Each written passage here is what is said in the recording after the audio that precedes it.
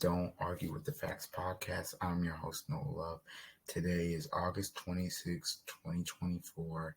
We will be talking about the hottest topics today and of the week of sports. College football week 0 started off with a bang. Georgia Tech upset number 10 Florida State, dropping Florida State's odds to go to the CFB from 35-1 to 75-1. Now, obviously, they're not out of it because new 12-team playoff system, but that being a conference loss, that's Georgia Tech going to be better this year. Great win for them. We'll also preview Georgia versus Clemson, Notre Dame versus Texas A&M. We'll also preview Penn State and West Virginia. We'll just all this week previewing college football in week 1 and games that have big implications and throw some NFL talk in there. But let's get started with some breaking news. Ceedee Lamb is going to play week 1 for the Cowboys because he has a new contract. Ceedee Lamb has now become the second highest paid receiver in the NFL, just right behind Justin Jefferson. Justin Jefferson making $35 million, Ceedee Lamb's making $34. A 4-year, $136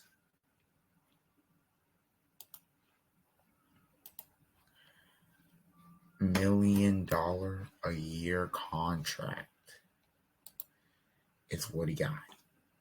Jerry Jones did something good and paid the man. He's ended his holdout. A $38 million signing bonus, the largest ever given to a wide receiver, and $100 million guaranteed.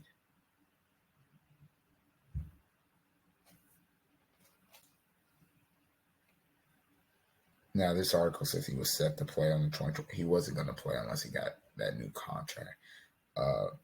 He said he thought he should be paid like Justin Jefferson. He has been paid. This is what Adam Schefter has to say about this new deal. I haven't heard what he's had to say, so let's see here. Understand you have breaking news regarding the Dallas Cowboys. What can you tell us? Well, Shay, moments ago, the Dallas Cowboys and Ceedee Lamb reached agreement on a 4-year, $136 million contract that now makes Lamb the second highest paid non-quarterback in NFL history. The deal includes a $38 million signing bonus, the largest ever given to a wide receiver, and he now will go and get back into training camp and begin setting his sights on the Cowboys' regular season opener in 13 days against the Cleveland Browns. Everybody had wondered when this deal would get done. They thought it would get done in time before the regular season opener against the Cleveland Browns, and now it has. Ceedee Lamb and the Cowboys have just reached agreement that will bring him back to the team after he skipped all of training camp in a holdout despite being in the 5th year of that contract. This deal ties Lamb to Dallas contractually for the next 5 years, the one remaining on his current contract and the 4-year extension. But Dallas gets back its number 1 wide receiver in time for the regular season opener against the Browns. So obviously this is fantastic news for Cowboys fans because not only has Ceedee Lamb not been anywhere near training camp, but he has not been seen at the facility or around the team at all. And so again, Adam, we are 10 days away from the season opener. Cowboys open the season against the Browns. And I heard you say earlier the plan is to immediately have Ceedee back with the team. What more can you tell us about when he's going to join Dak Prescott and the rest of that offense? Well, I would think he'll go immediately and join them. He's been training in South Florida. He's been conditioning there. It's not the same thing as football conditioning as being with the team. But the deal obviously is now agreed to. He will head straight to Dallas and begin preparations with his team right now to begin to get ready. And that's the issue that you have to worry about here, the fact that he's missed all of training camp. And though he's been staying in shape, it's not exactly the same as football shape. But this is one big domino along with the other dominoes that still remain out there, to the other holdouts that are going on. Jamar Chase would like a new deal in Cincinnati. Brandon Ayuk would like a new deal in San Francisco. You'd like to see if this deal with Ceedee Lamb will have any bearing on any of those current unresolved contractual situations. Big deal. Big deal. They get him back They get him back in time for the America's Game of the Week. 425, big game against the Browns. By the way, Nick Chubb will not be playing that game. He's going to start on the PUP list, so we'll be out for the first 4 weeks. That was some news that came out today, too. But huge. They talked about Ayuk and Chase. To me, Chase will get a deal done. To me, Ayuk's getting traded. I just could imagine, like, switching gears back to Jamar Chase for a second. If Ceedee Lamb got this deal, Jamar Chase has to be looking at the Bengals and be like, you got make me the highest paid receiver.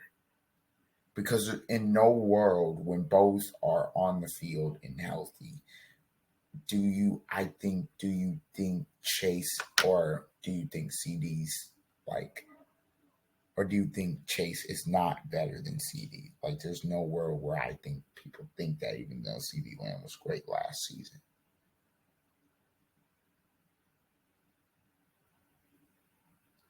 It's just interesting. To me, Ayuk ain't. He's not getting a deal. He's getting traded. Where? I have no clue. But wherever he gets traded to, that team is going to have to give him a deal. And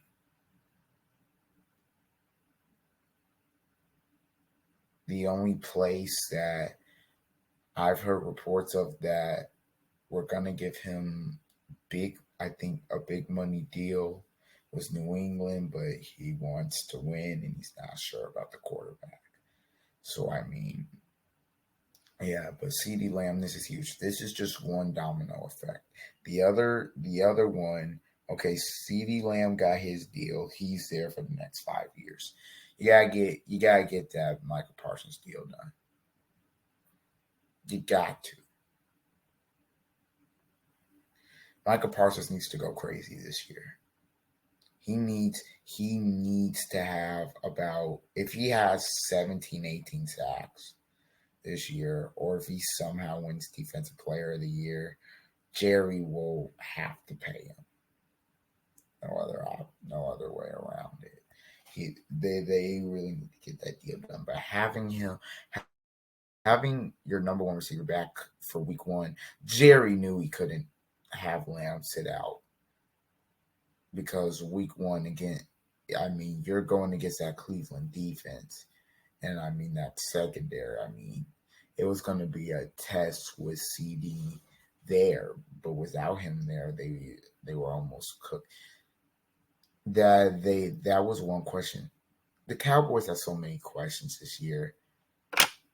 I mean, you know what the quarterback is. You know what that is. But they have questions at left tackle,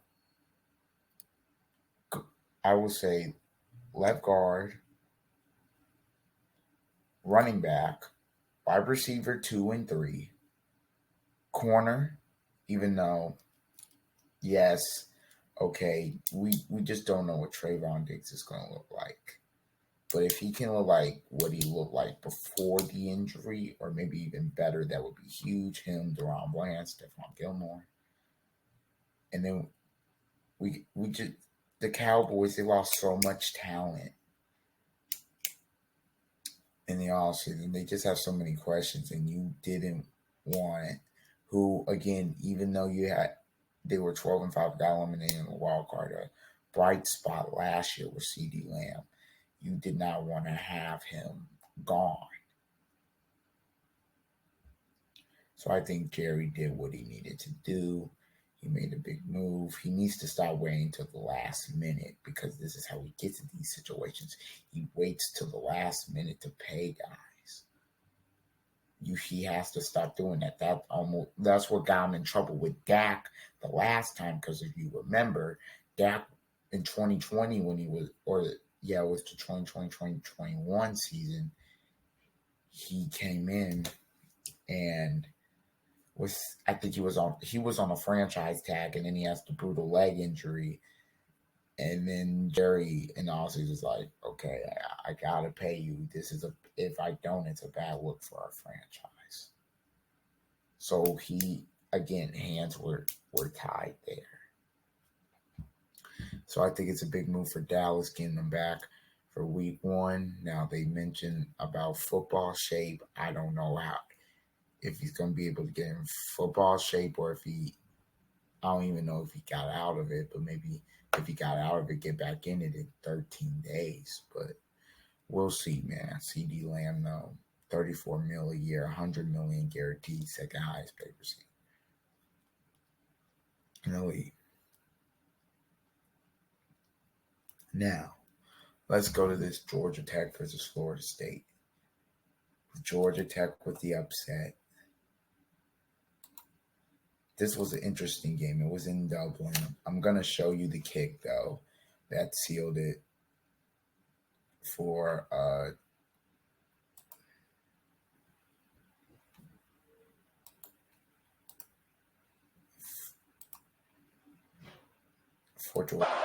44 yards away to do it. He got it. And the Yellow Jackets did it. Upset in hands. They found themselves a pot of gold at the end of their Irish rainbow. Number 10 Florida State goes down in Dublin. How can you not love that's the sport of college football? How can you not love it? Why did I stop sharing? Because I really wanted the box score. You look at the game and it's like the box, and you say to yourself, well,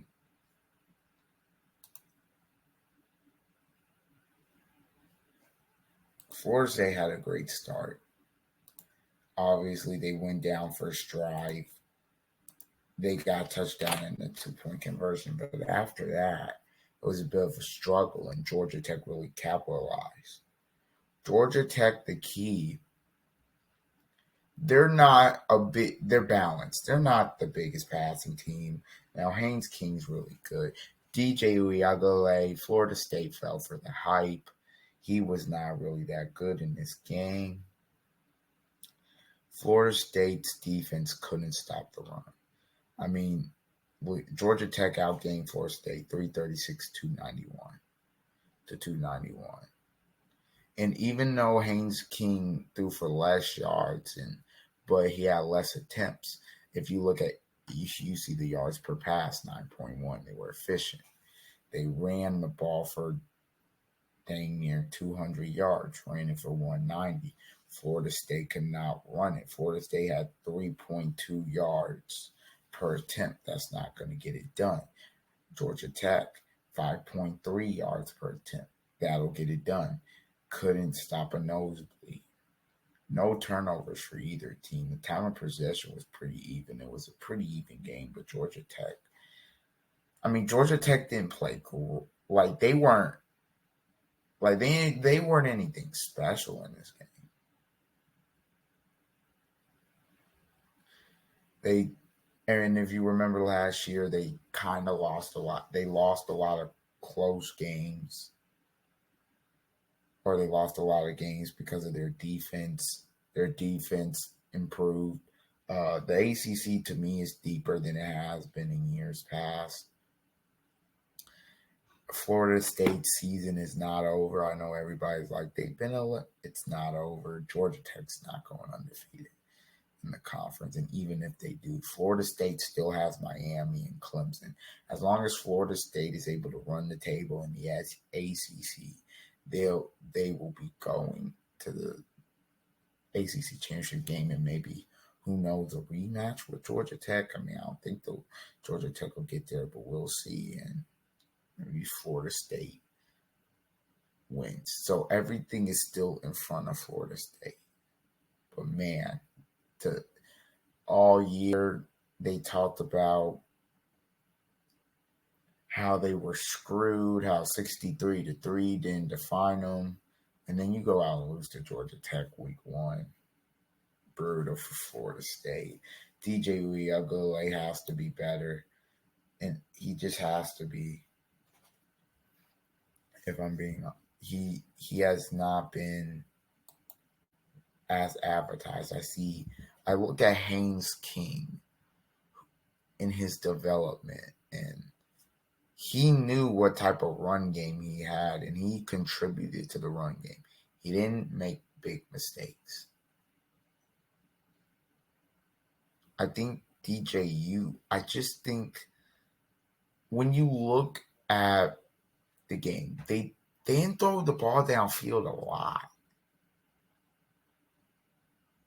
And you were like, well, they effectively ran it. They didn't effectively run the ball. Just offensively after the first drive, they just looked sloppy. Give Georgia Tech's defense a lot of credit. They hung in there. They stopped the run. Their pass defense was really good. Give them a whole ton of credit. They went out and they beat Florida State.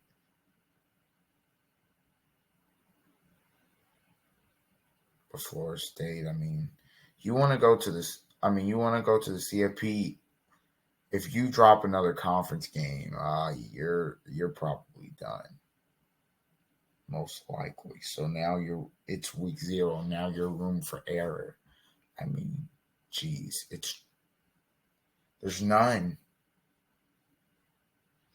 They bounce back? They'll play next week against Boston College on that Labor Day. They'll be at home. They'll probably win that. They have the war chant. Whoa, all that going. First home game of the season. I think they'll find a way to bounce back there.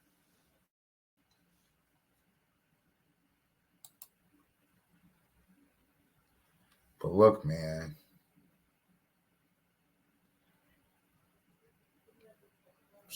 That's just a tough loss. But we're going to previewing something else. Let's go to a game where, honestly,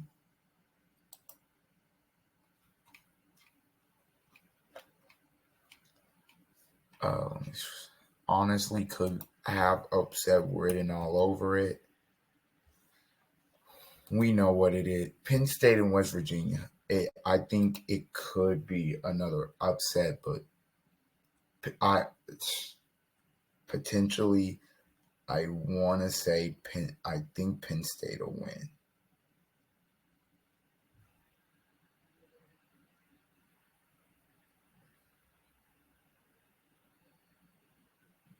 Notable teams playing on that Thursday and Friday before the actual opener.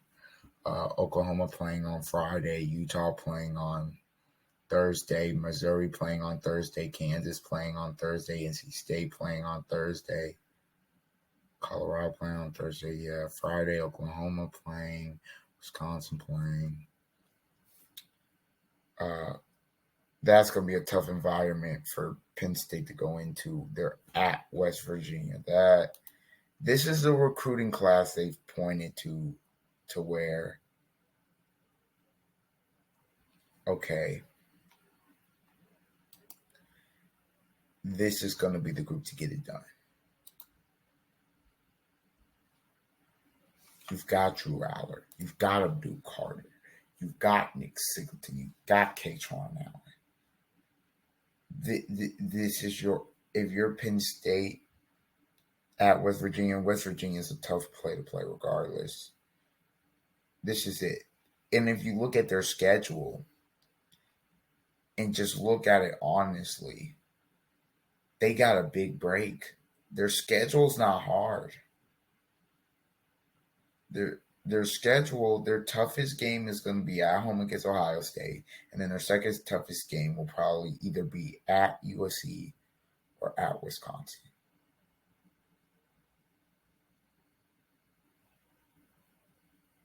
So again, Penn State, in this game, I expect them to run the ball about 35, 40 times. Now my question would be about the receivers on the outside.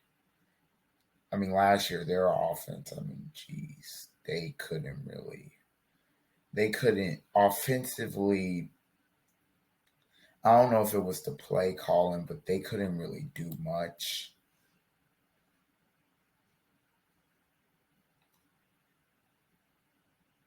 But going to West Virginia is going to be tough. I think West Virginia is very underrated.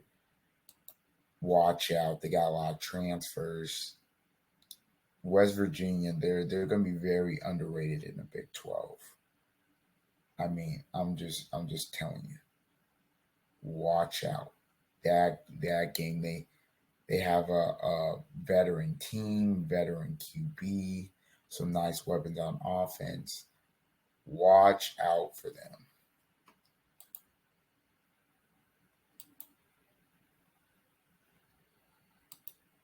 Watch out. West Virginia, and in that environment at noon, that's just going to be a tough. I wouldn't be surprised if Penn State lost or just barely survived in that game.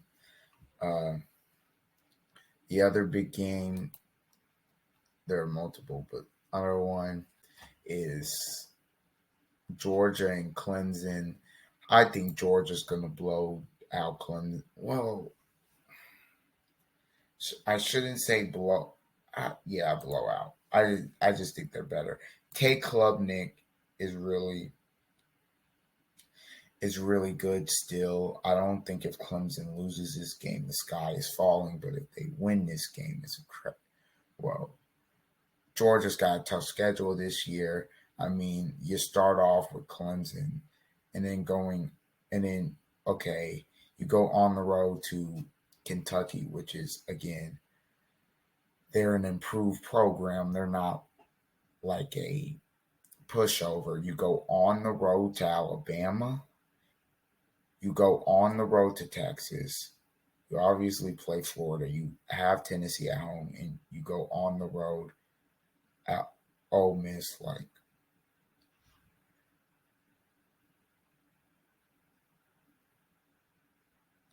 Carson Beck, Trevor Etienne. You're going to Michael Williams on that defensive front. That defensive front for Georgia, that defense is going to be really good again up front. Georgia, I think, is because their fans didn't even have room to complain because the Florida State outrage for so loud. These guys were the 2-time reigning defending national champions that lost one game and then they get 40-ounce bounced from the CFP. They went from 1-6 and they only lost by 3.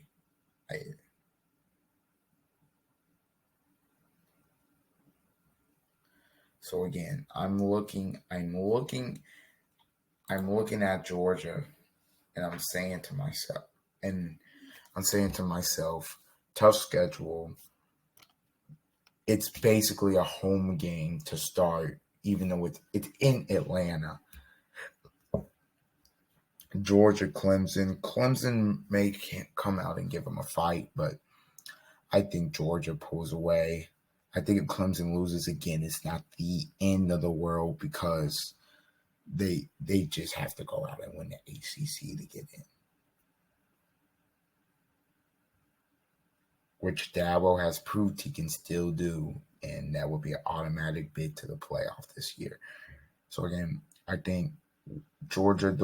I really want to watch that matchup up front. If Clemson can hold up front, they have a shot. Because that Georgia D line is just ridiculous. To me, you're going to see an impact player, Michael Williams. That's what you're going to see. I think you're going to see him be all over the field in this game. But if they're able to stop him, or at least not stop, but contain him, and if Clemson just needs to give Klubnik time. Because running the ball against Georgia, I don't think they're going to be able to run. Funny enough, I just don't think they're going to be able to run. But that's going to be a very interesting and good game. Now the big one. Texas A&M at Notre Dame. Notre Dame going on the road. Texas A&M. This game is so interesting. It has so many questions because Texas A&M, new coach. We don't know how they'll fare. Notre Dame, the highest obviously they can be in the CFP is fifth because they're not in a conference. But if you really look at it, you got to think about this. You're going to Kyle Field. College Game Day will be there. You're going to Kyle Field at night. New quarterback, new offensive coordinator, new offensive line. That's tough.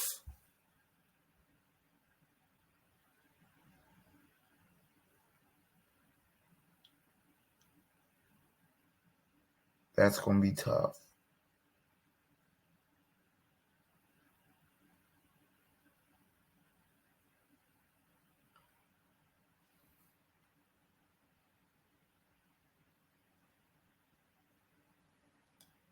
I would say, though, in this game, Texas A&M, they're just so interesting to me because if they win this game, everybody is going to be like, oh, this new coach is for real. Their team is for real. So again, I look at Texas A&M. They got a decently tough schedule, but honestly, though, Texas A&M could be a sleeper team if they win this game. I look at their schedule; it's not completely hard. Okay, they have to go on the road to Florida. They have Missouri at home. They have LSU at home, and they have Texas at home. So a majority of their tougher games are at home.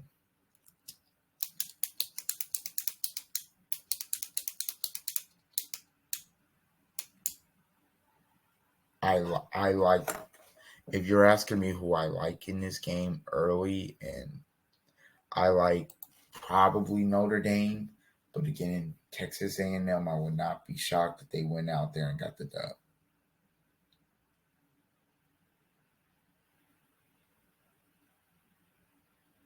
They're really gonna rely on. I think Texas A&M is gonna be very balanced.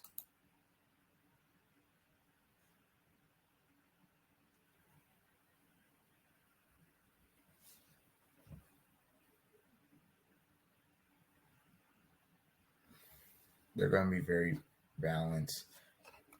This is only the sixth time they've met since the sixth time they've met. The first time since 2001. Marcus Freeman won 10 games last year. 10 games will get you in the CFP this year.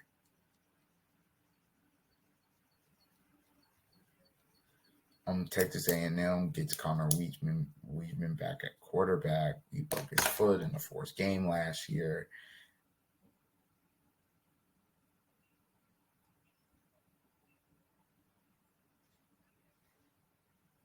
This is really gonna be a big time, interesting game. Again, Penn, I feel who needs to win more is probably, if I'm being honest, it's Notre Dame. You can't come out and lose. This is a big game. Don't care. They need Riley. The QB run will be implemented in this. Obviously, you have Riley Leonard. You have Jeremiah Love. Defense, you're solid up front with RJ Open and company, and then in the back end, Benjamin Morrison. Notre Dame can't. I know on the road, like I said, new quarterback, new offensive coordinator, new offensive line. I understand all of that, but I just feel like there's a lot of pressure because they haven't even come close to the playoff. This is Marcus Freeman's third year. You got to get it done. You have to go out and get it done.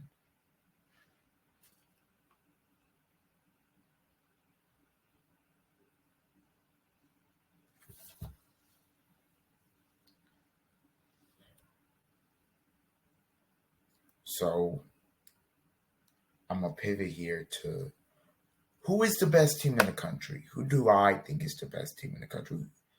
To me, my top four has been, and I stood on this, Georgia, Ohio State, Texas, Oregon. But who's the best team? I'm leaning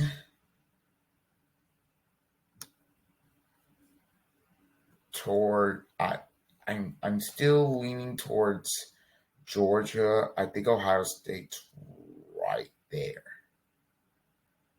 But again, Georgia, I think Ohio State's going to be more physical this year.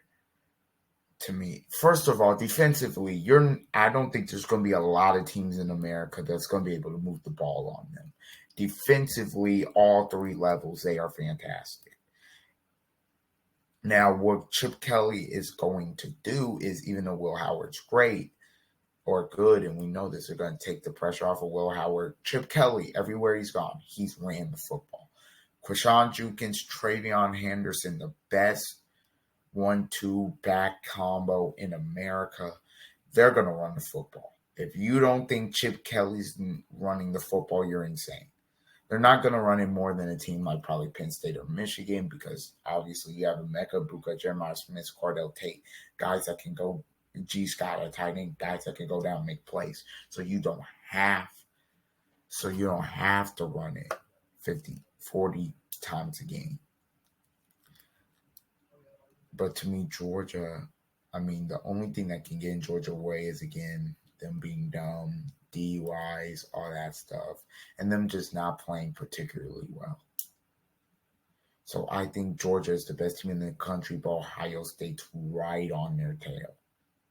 But week one, I know Ohio State doesn't play the competition you would, but want them to play. But week one will tell me a lot about Georgia in terms of its best team in the country or who is the front runner for that. Teams will get better throughout the year. NFL is 10 days away, or I think 9 days away now. 9 days away now. We're almost there. Or not. 10 days. No, 9. Excuse me. Jeez. We're almost there for the NFL season. Week 1's going to be fantastic. September 5th, NBC. Baltimore, Kansas City. We know that's going to be an insane and massive game.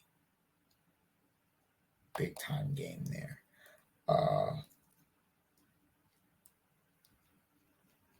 But yeah.